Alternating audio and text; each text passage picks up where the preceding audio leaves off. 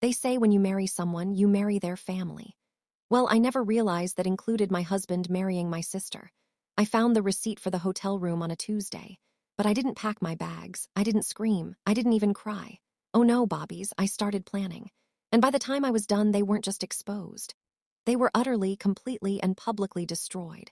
This is the story of how I found out, and the revenge that was so perfect, it was a work of art. Before we continue, let me give you a quick background of my story. Also, I want to remind you to subscribe to this channel if you like stories like this. For 10 years, my life was a picture-perfect postcard. My name is Lena. I had the handsome husband, Mark, with his reliable smile and a career that kept him in sharp suits. I had the beautiful, historic home we'd painstakingly restored. And I had my younger sister, Chloe. She was my best friend, my shadow, the maid of honor at my wedding, the first person I called with any news, good or bad. The first crack was so small, I almost missed it. It was a text that popped up on Mark's phone while it was charging on the kitchen counter. From Chloe. Last night was incredible. I can't stop thinking about it. My heart did a little stutter, but then I brushed it off.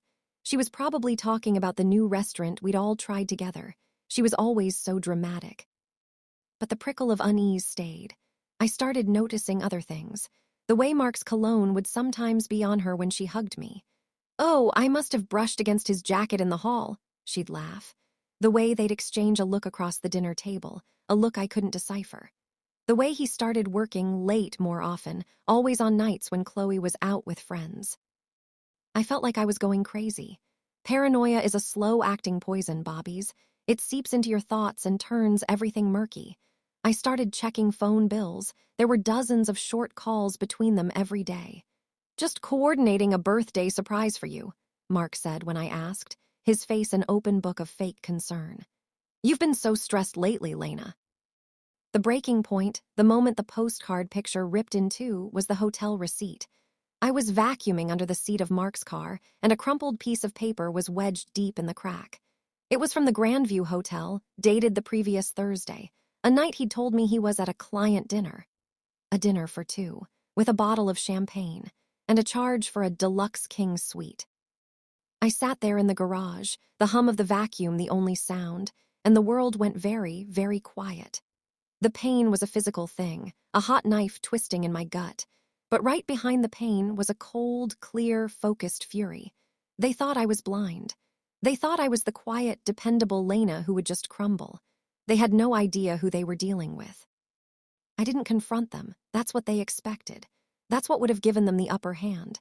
Instead, I went to the one person I knew could help, my old college roommate, Sophia, who now ran the most discreet private investigation firm in the state. I need proof, I told her, my voice steady as stone. I need everything, and I need you to find all the money, every hidden account, every secret credit card. While Sophia worked her magic, I played my part perfectly. I was the sweet, unsuspecting wife. I planned a fancy dinner for the three of us. I watched them, my heart breaking and hardening with every laugh they thought was their secret. I saw the way his hand, accidentally, brushed against hers. I saw the possessive way she looked at my husband in my home. Sophia's report arrived 2 weeks later. It was a masterpiece of betrayal. Photos of them entering and leaving hotels. Records of a secret joint bank account they'd opened. And the kicker, they had taken out a life insurance policy on me. A $2 million policy. That's when the game changed. This wasn't just an affair. This was a conspiracy, and I was no longer just the betrayed wife. I was a target. And that, my dear friend, is when the student became the master. Dear friend, what would you have done in this situation? As for me, dear friend, I sought revenge. Revenge, true revenge, isn't about a moment of rage. It's about patience. It's about strategy. It's a slow, deliberate dance, and you have to let your partner think they're leading, all while you're steering them right off a cliff. After I met with Sophia, the PI, a strange calm settled over me. The chaotic storm of pain and betrayal was still there, swirling in the background, but I had built a fortress of focus around it. Now it was time to build the trap. And the best traps, Bobbies, are the ones the mice walk into willingly, thinking they've found the cheese. My plan had 3 pillars, each more intricate than the last. First, the financial annihilation. My meeting with Alina Vance, the divorce lawyer, wasn't just a consultation, it was a war council. Her office was all cool grays and sharp angles, a reflection of her mind. I laid out Sophia's report on her glass desk. She read it, her expression not changing, but I saw a flicker of grim satisfaction in her eyes. "This is excellent," she said, steepling her fingers. "But we need more than just evidence of the affair. We need to prove financial dissipation and fraudulent intent. The life insurance policy is the key. It transforms this from a sordid affair into a potential criminal conspiracy. It shows intent." She outlined a strategy so beautiful it was almost poetic. We wouldn't just freeze assets, we would make Mark think he was getting away with hiding them. "We're going to use his own greed against him," Alina explained. "We'll let him think he's the smartest one in the room." So I began the financial ballet. I opened a new bank account at a different institution, not in my name, but under a trusted LLC Sophia helped me set up, a shell company that traced back to an old, forgotten freelance business of mine. Then, I started paying myself from our joint account for consulting work on my fake business project.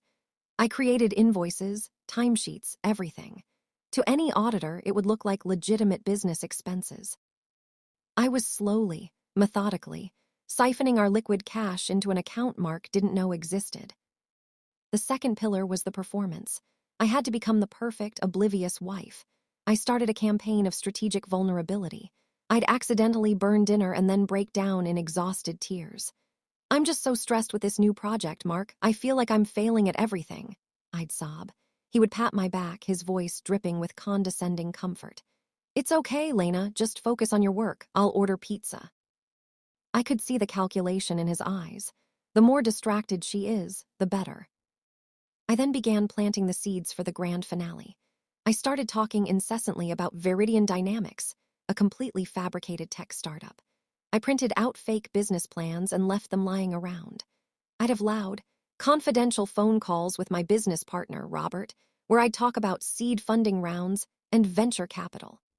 I wanted Mark and Chloe to believe I was on the verge of investing a massive chunk of our savings into a doomed venture. Greed, Bobby's, is a blinding poison. I needed them to be so focused on the pot of gold they thought was waiting for them that they wouldn't see the trapdoor opening beneath their feet. One evening, I staged a particularly dramatic scene.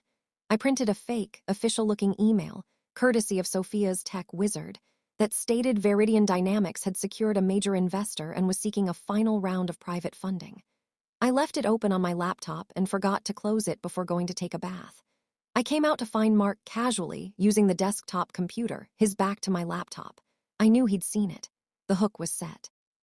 The third pillar was intelligence. Sophia provided me with a listening device that looked exactly like a standard phone charger. I plugged it into the wall in Mark's study. The audio it captured was chilling. It was their unfiltered world. I heard Chloe whine. "How much longer do we have to wait? I'm tired of pretending to be her cheerleader." Mark's voice, smooth and assuring. "Patience, my love. She's talking about this Viridian thing. If she sinks a few $100,000 into it, it'll make our divorce settlement even cleaner. We let her fail, then we step in as the responsible ones." "And the life insurance?"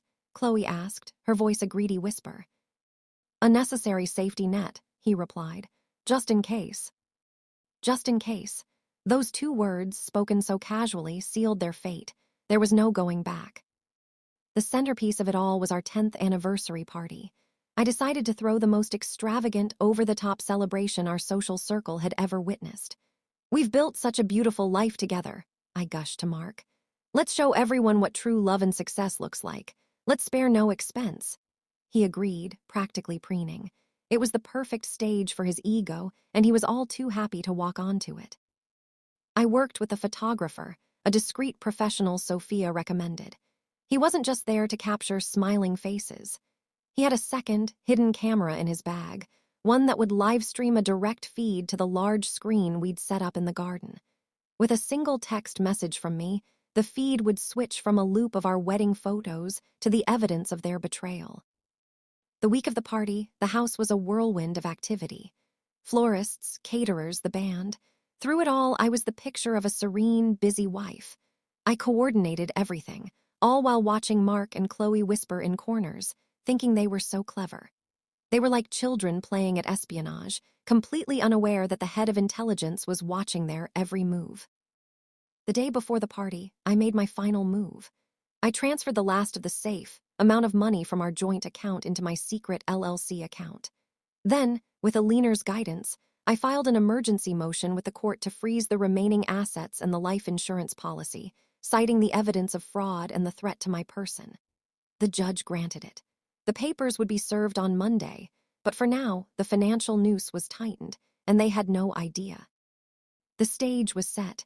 The players were in place. The web was woven. All that was left was for the flies to arrive at the party, drawn to the honey of their own arrogance.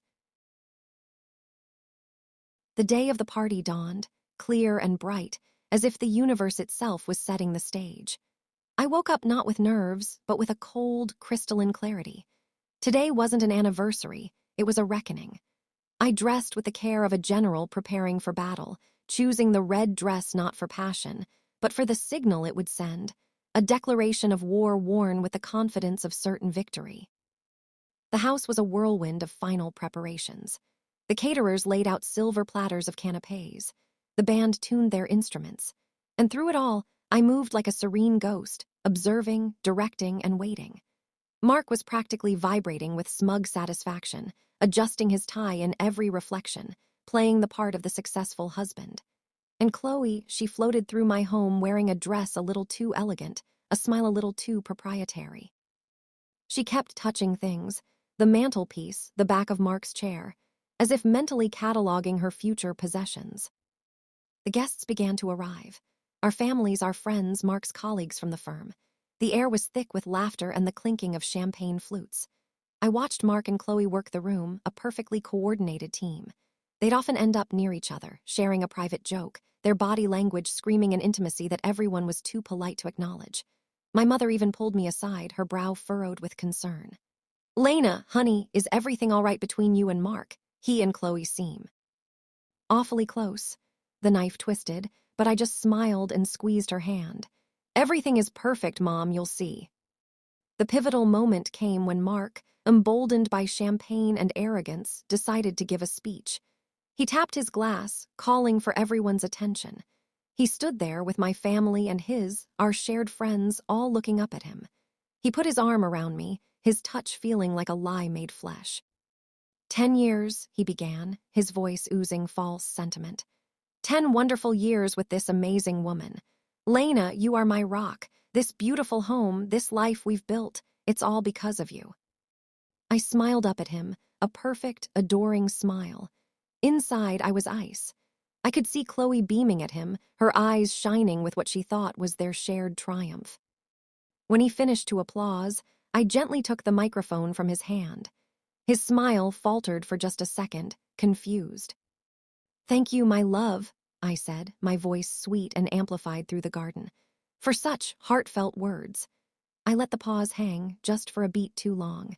You all know how much I love a good story, and since this is a celebration of our history, I thought I'd share a little slideshow of our favorite memories. I saw the confusion on Mark's face. We hadn't planned a slideshow. He shot a panicked look at Chloe, who just gave a tiny, confused shrug. This was it, the point of no return. I gave a subtle nod to the bandleader. The soft jazz music faded. The large, pristine screen at the end of the garden, which had been displaying a tasteful loop of scenic landscapes, flickered. The first image that appeared was indeed from our wedding day. We were kissing at the altar. Everyone sighed and smiled. Then, the screen went black for a second before the next image appeared. It was the hotel receipt, the one from the Grand View, crumpled but blown up to be perfectly, undeniably legible. The date, the time, the deluxe King's Suite, the bottle of Dom Perignon. The gentle murmur of the crowd ceased instantly. You could hear the wind rustle the leaves. Mark's face went slack with horror. "Lena, what is this?" he hissed, trying to step in front of the projector. "It's a mistake." I didn't even look at him. My eyes were on the crowd. The next slide clicked into place. It was the selfie from Sophia's report. Mark and Chloe, lips locked in a hotel bathroom mirror. It was intimate, damning, and high resolution. A collective gasp rippled through the garden. My mother let out a small, wounded cry. "Lena, turn it off, it's photoshopped," Chloe shrieked, her voice shrill and desperate. The next image was a screenshot of the secret joint bank account statement. Their names clear as day, the balance a not insignificant sum they'd been salting away. Then came the life insurance policy document. My name, the $2 million benefit, the word deceased circled in red next to my name. The silence was now profound, a vacuum of shock and dawning comprehension. And then the piece de resistance. The screen switched to a live video feed. It was the hidden camera footage from our living room, recorded just days ago. The audio, crisp and clear, echoed across the stunned gathering. "Once the life insurance pays out, we can finally be together," Mark's voice rang out, confident and cruel. "I can't stand pretending to be her friend anymore," Chloe's voice whined, a sound I'd heard 1,000 times about other people, now directed at me. "She's so clueless, it's pathetic." "Just a little while longer, my love. Then the house, the money, everything will be ours." On the video, they kissed. In the garden, reality shattered. My father, a quiet man, stood up. His face was purple with rage. He pointed a trembling finger not at Mark, but at his own daughter. You viper," he roared, his voice cracking. "You get out of this family, you are dead to me, dead." Mark's boss, a stern, respectable man, was staring at him with utter disgust. "My office. First thing Monday morning, Crestmont, you're finished." The crowd erupted into a cacophony of shouts, gasps, and horrified whispers. Phones were out, recording the entire meltdown. The social media storm began in real time. I picked up the microphone again. The feedback whined, cutting through the chaos. Everyone turned to me. My voice was no longer sweet. It was calm, clear, and carried the weight of a judge passing a sentence. "Happy anniversary, Mark," I said, looking directly at him. He was pale, sweating, a trapped animal. "I believe you and my dear sister have somewhere else to be. Your bags have been packed and are waiting for you at the curb." I turned to Chloe.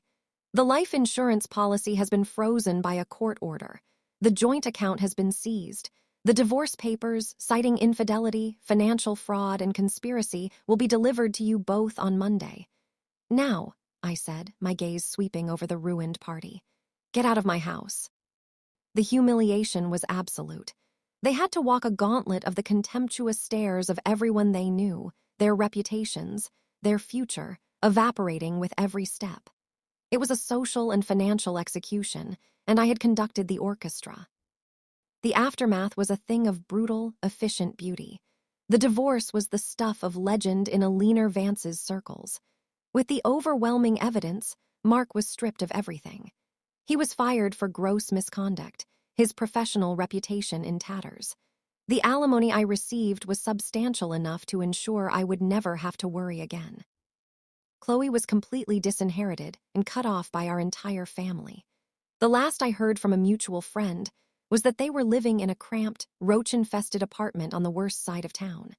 The friend said they fight constantly, a cycle of blame and resentment. The greed that brought them together was now the poison killing them. The love they professed, built on a foundation of lies and betrayal, couldn't survive the cold light of reality and poverty. As for me, I sold the house. It was tainted. I bought a beautiful, modern loft with floor-to-ceiling windows, filled with light and art that I chose. I started a genuine consulting business, using the skills I'd honed during my year of performance. I thrived. Dear friend, never, ever underestimate the quiet one. The one who watches, the one who listens, the one who plans. Because when a good woman is pushed past her breaking point, when her love is met with betrayal and her life is threatened by greed, her revenge isn't just hot, it's ice-cold, meticulously planned, and absolutely, beautifully final. It's not just about hurting them back. It's about reclaiming every single piece of yourself they thought they could steal.